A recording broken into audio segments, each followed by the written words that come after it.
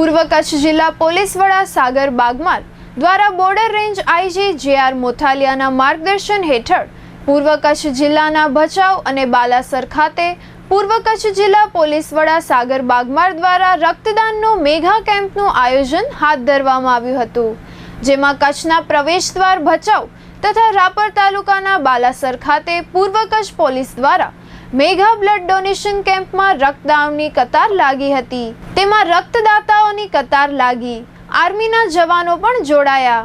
પૂર્વ કચ્છ પોલીસ વિભાગ દ્વારા લોક સેવાર્થે રક્તદાન કેમ્પ અભિયાન તળે મેગા બ્લડ ડોનેશન કેમ્પનું આયોજન યોજવામાં આવ્યું છે।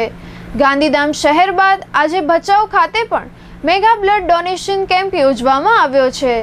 આ કેમ્પનો પૂર્વ કચ્છ પોલીસ વડા સાગર બાગમારના હસ્તે દીપ પ્રાગટ્ય દ્વારા પ્રારંભ કરાવાયો હતો, જેમાં રક્તદાન આપવા આવેલા સેવાભાવી લોકોની કતારો લાગી હતી।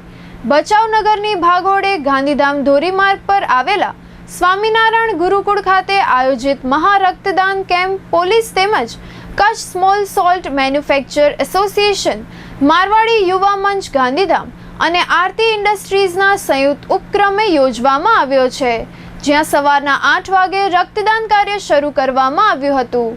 ગાંધીધામ રામબાગ હોસ્પિટલના સ્ટાફ દ્વારા મેડિકલ સહયોગ પૂરો પાડવામાં આવી રહ્યો છે।